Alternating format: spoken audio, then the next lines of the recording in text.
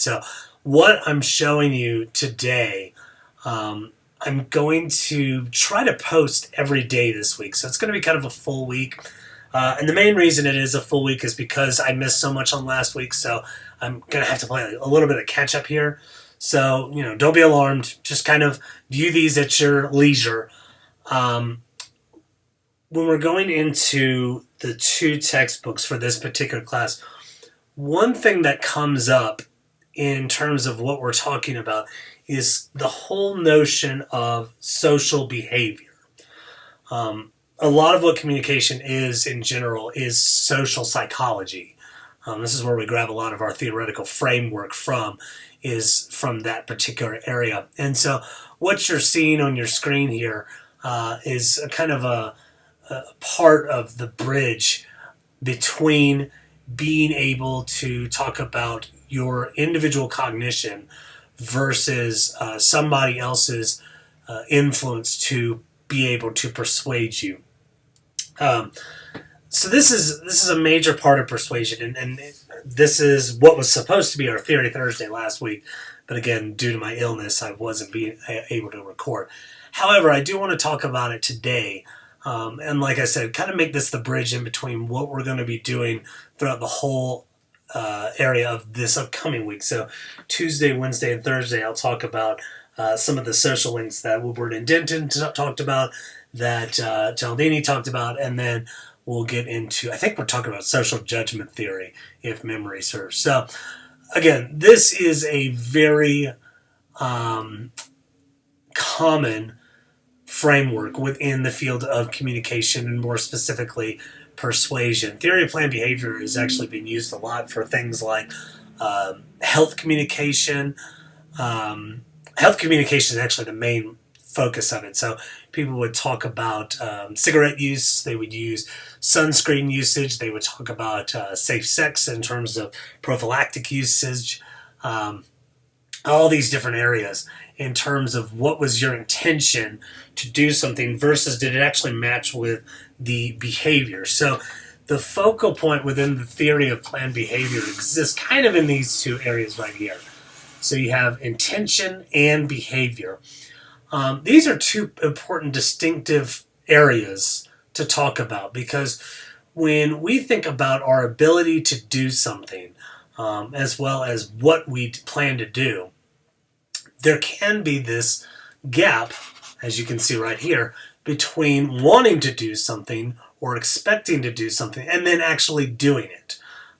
You might sit there and say, well, I had planned on working out this morning. It was my intention to, but it was really groggy outside, or I felt really sick, or staying in bed just felt that much better. I mean, we always have these intentions. Actually, exercise behavior was one of their primary studies that they worked on, was your intention to exercise and then your behavior to do so. So with this, you've got three different areas, and I'm going to talk about a few more that aren't listed on here. They're a little less popular, but I still think they're really important to be able to talk about. One of the areas within these particular focuses within intention and a behavior is attitude. And this is the bridge we've been talking about here. The bridge with attitudes is these kind of beliefs, values, etc., about how we feel about our behavior to do something. So you see this connect with your intention to act on the behavior. So again, let's think about exercise, for instance. So exercise can be that I have a strong attitude towards exercise. Personally, I like to walk around campus. I used to run quite a bit. I used to be a varsity athlete, and so my attitude towards exercise is usually pretty high. I like to do it. I try to do it as much as possible. But then this links into my intentions to exercise, and usually my intention is pretty high. So unless, like last week, I was deathly ill, I will have the intent to put my gym clothes on, throw my work clothes in my gym bag, and go walk around campus or on the treadmill in the morning. So that's my intention. Whether or not my behavior comes up is a different story. Now, granted, for this particular area, my intention matches my behavior. So I plan to go to the gym, so I do. But I've also had opportunities. Give you an example. Some of my friends, a long time ago, this was almost 10 years ago, decided that they were going to go see Virginia Tech play in the ACC championship in football. And they said, Stephen, do you want to go? And I have a high attitude towards Virginia Tech football. So I was like, heck yeah, let's do it. I would love to go see this. My intention was actually pretty low at that point. I didn't really intend to go. I had a high attitude towards it, but my intention to go wasn't that high. So this kind of brings up to the second part of this, and that's your subjective norm. So your subjective norms are usually people that have high influence into things that you like to do. They can be social groups, they can be friends, they can be family. I like putting emphasis on social groups to some regard because it may be that you belong to a particular political affiliation or a religious affiliation, or maybe you belong to an alumni group or a sports team, whatever it may be. You may not belong to an alumni group yet, but you may feel really strong when that comes up. And so there's two links here. First and foremost, these subjective norms, you have attitudes towards them. So with the Virginia Tech example, the subjective norms that I had with them, I like these people. So I had high attitudes for people high attitudes towards Virginia Tech football.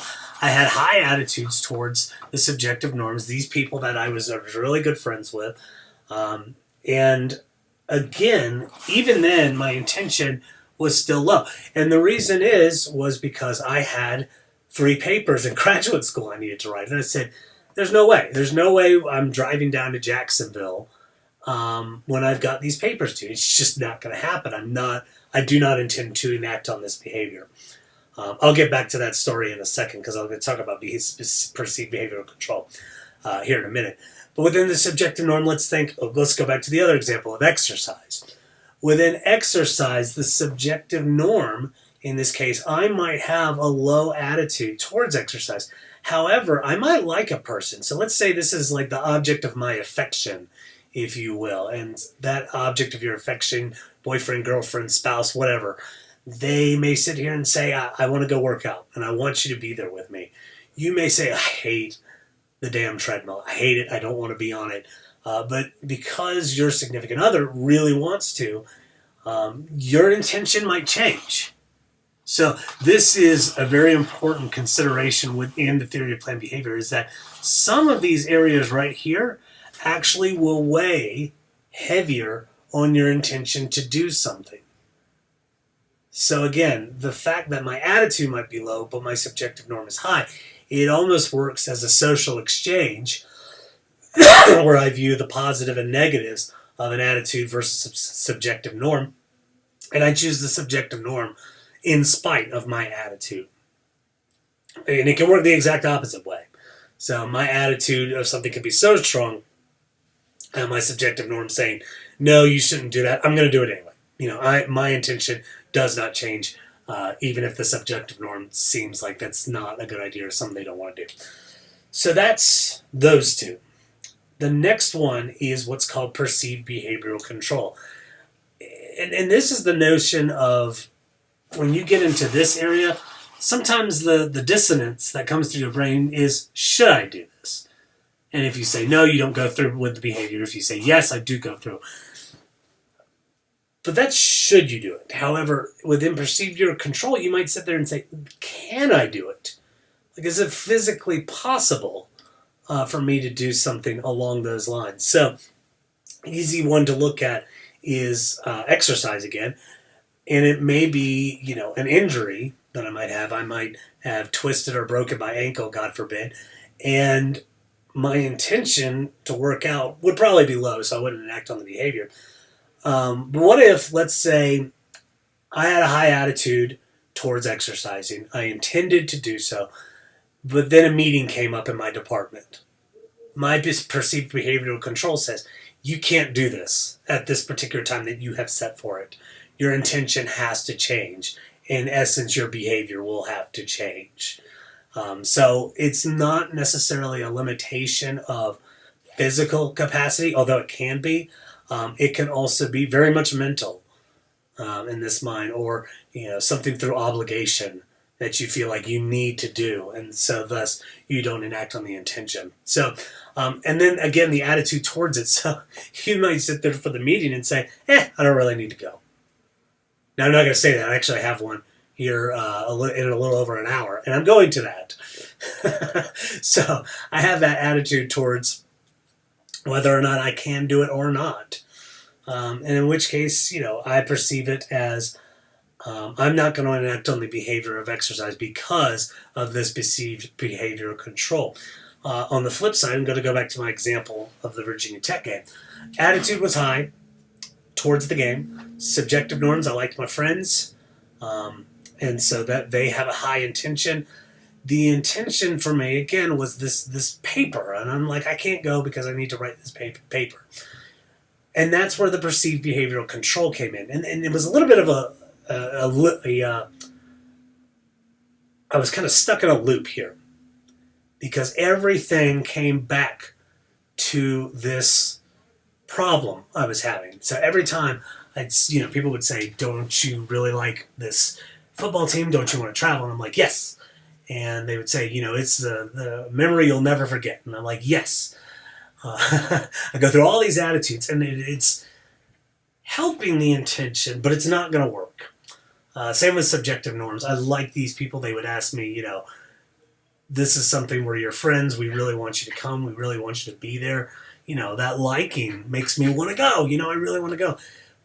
But then again, perceived behavioral control. Okay, so I ended up going to this game, even though my intention was low because of the papers.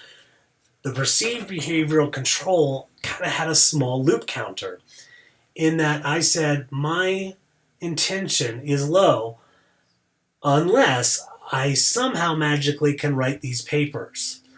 Now, this was a trip from Blacksburg, Virginia to Jacksonville, Florida. I think it was like 8 or 9 hours. We drove at midnight to get there the day before, hang out, and then enjoy the next day. So the behavioral control of this case came to the fact where my friend said, what if we give you a car adapter that you can plug your laptop in and you won't have to drive.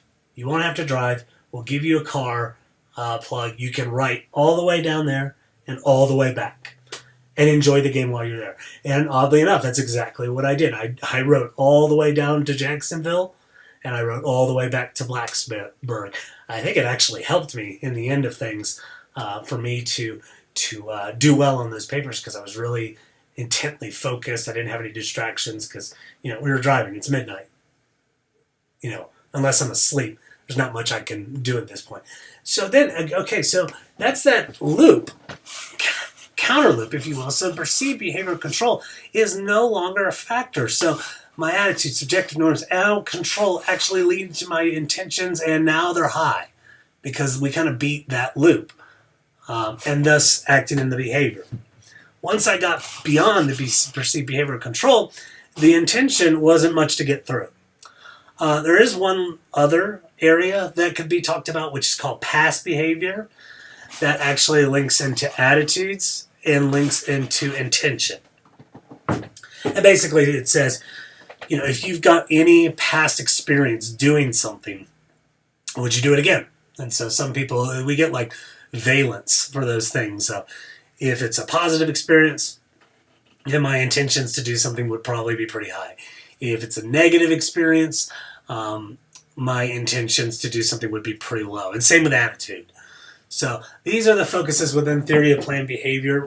Remember, attitudes are important in this case because it deals with you and your opinions, or you wanting to do something, versus everything else is external. And this is where we'll get into some of the other areas of social focus within the rest of these chapters. So and the rest of this week. So like I said, I'm going to try to post as much as I can this week. Again, apologies for last week. I will try to remedy said issue and like I said, make sure we're caught up. So I hope you all enjoyed this. I hope we have a good session and for the discussion board, and I look forward to it. So you all have a wonderful day. I will see you all tomorrow. Bye.